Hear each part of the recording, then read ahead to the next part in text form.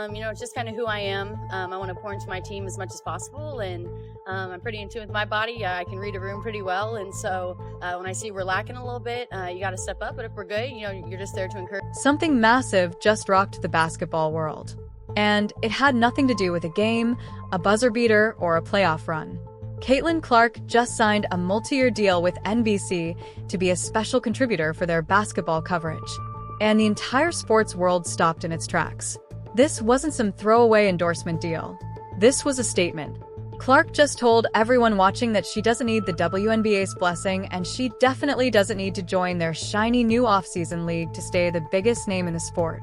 And while the league itself responded the way it always does, with total silence, one player refused to stay quiet.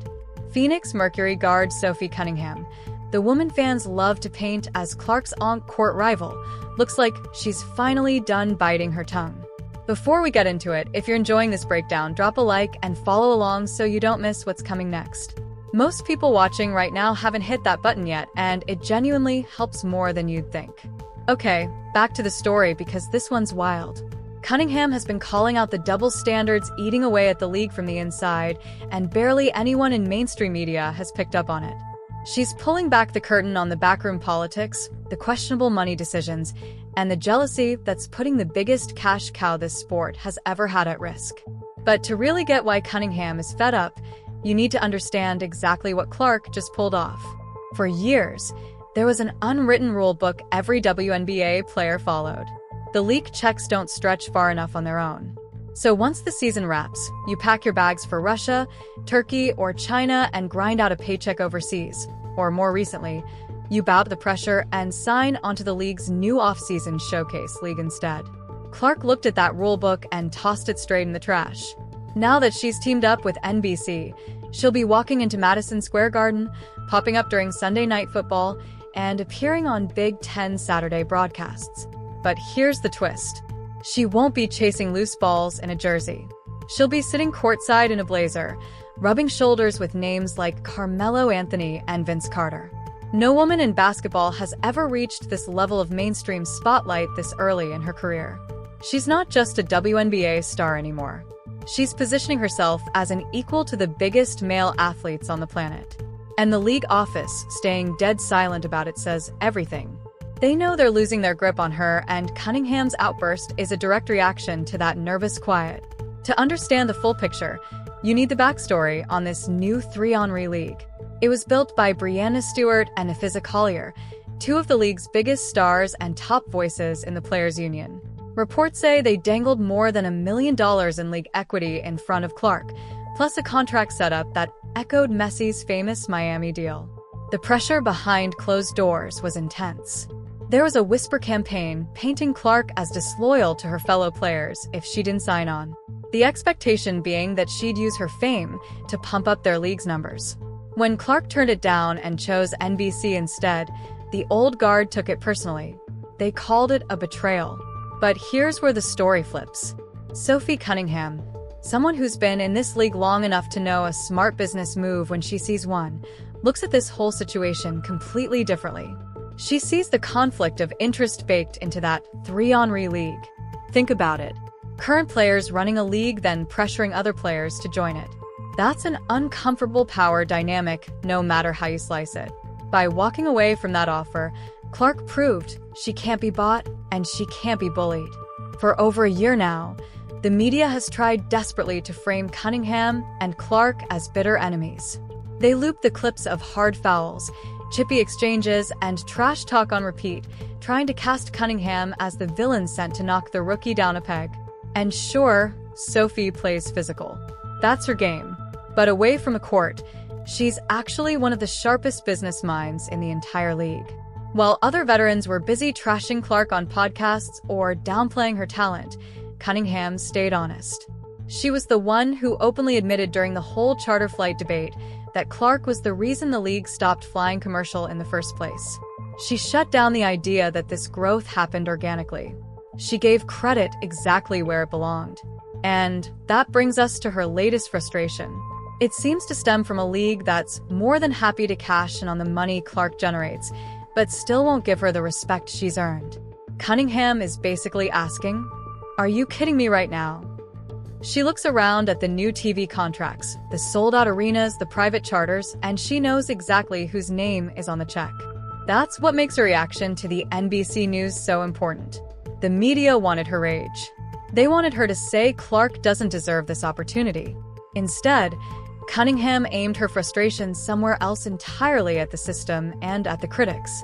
She understands that a rising tide lifts every boat in the water. When Clark becomes a major presence on national television, more eyes turn to the WNBA once the season tips off. Cunningham is exposing just how short-sighted the jealous players really are. Her message is simple. Let her cash in, because that money trickles down to the rest of us eventually. Veterans usually protect each other with silence, even when they're in the wrong. WNBA players tend to close ranks publicly. Cunningham breaking from that scripto-back common sense is honestly a big deal in a league this tightly knit. Let's talk about the mean girl energy Cunningham has unintentionally exposed here. Legends like Cheryl Swoops have made comments trying to erase Clark's records by twisting the stats. During Team USA selection, fans watched an obvious cold shoulder play out in real time. That unmistakable energy of "you don't belong at this table." But by signing with NBC, Clark didn't just find a new seat, she bought the whole restaurant. And it seems like Cunningham is the only one who finds that hilarious. While other players are out here posting vague quotes about loyalty and grinding, Cunningham is out there living her life, completely unbothered by Clark's win. Her whole vibe is a reminder of just how small the rest of the noise really is. Sophie refuses to hop on the hate train, and that's usually what sets off her rants. She'll talk basketball. She'll talk business. But she won't tear down the young star who's literally paying everybody's bills right now. Money talks. And right now, Caitlin Clark's money is shouting. This is really the root of the jealousy Cunningham keeps pointing at. So, let's break down the numbers. The top salary in the WNBA sits around $4 million. Even the 3 Henry League, despite paying well, still demanded actual physical work. Training camp in Miami. Injury risk, real grind. Meanwhile, reports suggest Clark doesn't have to grind nearly as hard and is pulling in a massive paycheck from NBC, likely dwarfing her WNBA salary entirely. She gets to sit in a studio, break down the game she loves, and build her brand at the same time. Cunningham, who's fought tooth and nail for every contract she's ever signed, sees the genius in that move. That's exactly why she snaps when other players act like Clark owes them something. During the off-season, Clark found a way to make millions without putting her body through the ringer. That's not betrayal. That's the blueprint. Instead of throwing shade, Cunningham is basically telling everyone else in the league to pay attention and learn. Now, here's the part Cunningham has carefully avoided touching directly. The president and vice president of the Players Association are the same people who built that 3 Henry League. There's speculation, just rumors floating around, that players faced real political pressure to sign on and help support their leadership's business venture. By saying no, Clark risked ruffling feathers at the very top of the union. That's a dangerous game to play. Cunningham, always her own person, probably sees right through the hypocrisy in that setup. If the people running the union are also the ones profiting off Clark's off-season decisions, how exactly are they supposed to act in her best interest? It's a tangled mess of conflicting motives. Every time Cunningham speaks about staying honest, she's hinting that the public version of this story doesn't match what's really happening behind closed doors. She knows Clark's decision to skip that league goes deeper than just a scheduling conflict. It's about independence, and independence is something Cunningham clearly values, too. All year long, there have been rumors about a divided locker room. On one side, the traditionalists who think the league was fine before Clark showed up. On the other, the Clark supporters, mostly younger players or business-minded veterans who see exactly where this is heading. Sophie Cunningham sits in a strange spot right in the middle of it all. She's a grinder. She's tough. She's part of the old guard by every definition, but she's not blind to what's happening.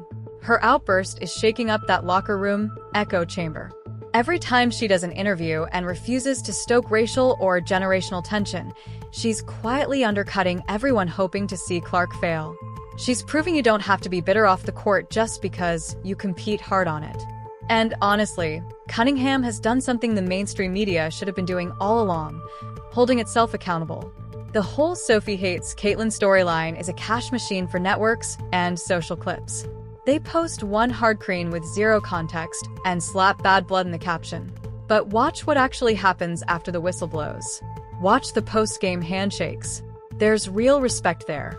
By speaking out now, Cunningham is taking her image back from a media machine that's tried to use her as a weapon against Clark. She refuses to play the villain in this NBC storyline. They wanted her furious that Clark's getting airtime. Instead, she's locked in on her own season.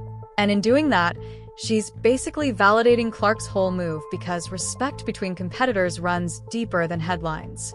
The league has always held the cards. They control the exposure, the scheduling, the fines, everything. But now, Clark has a platform through NBC that might actually outshine the WNBA itself. Sunday Night Football is the most watched show in the entire country.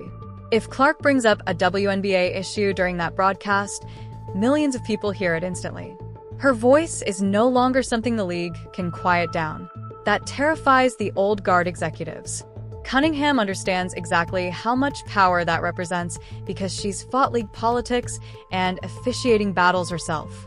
Her support for players maximizing their own worth lines up perfectly with what Clark just did. What sets Cunningham off is this idea that players are supposed to just fall in line for the league. She represents the modern athlete, confident, bold, fully aware of her own value. Watching Clark flex that same leverage doesn't make her jealous. It makes her feel validated. It proves what's possible when players are brave enough to use their power. We also can't ignore the elephant in the room. A huge chunk of the conversation around Clark has been about race, claims that her popularity is tied to her background. And on the flip side, claims that the criticism she faces is racially motivated, too. It's a messy, divisive topic.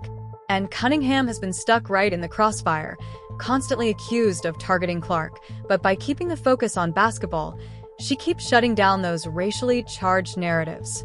Her outbursts consistently reject the deeper social commentary people try to attach to this. She doesn't treat Clark like some symbol.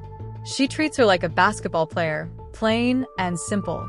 By tuning out the noise and focusing on the game and the business side of things, Cunningham exposes just how ridiculous the identity politics obsession really is. She just wants to hoop and get paid. And she sees Clark doing exactly the same thing. So, does that 3-on-3 league still shine without Clark in the picture? Probably not. And the people running it know that better than anyone. That's where a lot of this resentment comes from. They were counting on the Clark effect to lock in TV deals and ticket sales. Without her, they're just another startup league trying to find its footing.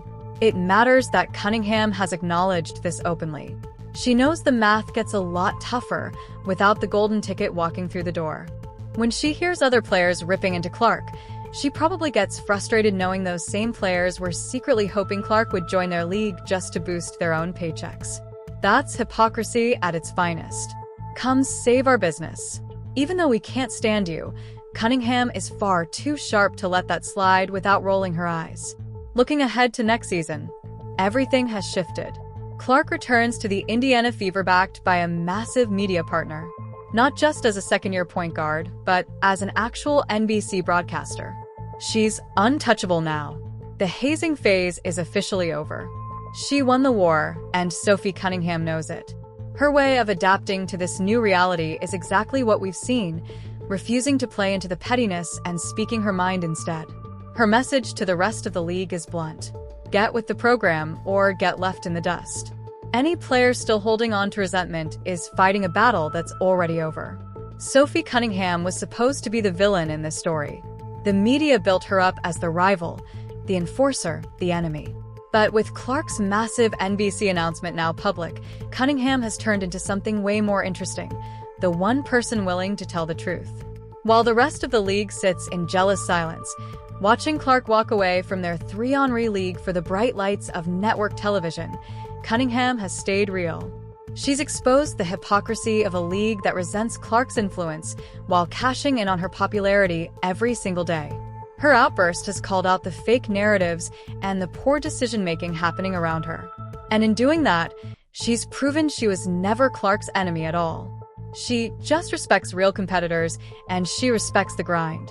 Basketball has never been the same since Clark stepped onto the scene. And it looks like Sophie Cunningham is the only one brave enough to actually say it out loud. Now, the WNBA is staring down a choice. They can listen to Cunningham, swallow their pride, and finally recognize the greatness sitting right in front of them, or they can keep stewing in jealousy while the world moves on without them.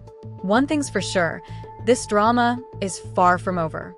If this breakdown kept you hooked, smash that like button, drop a comment with who you think is right in all this, and subscribe so you don't miss the next update the moment this story takes another turn. Because trust me, it will.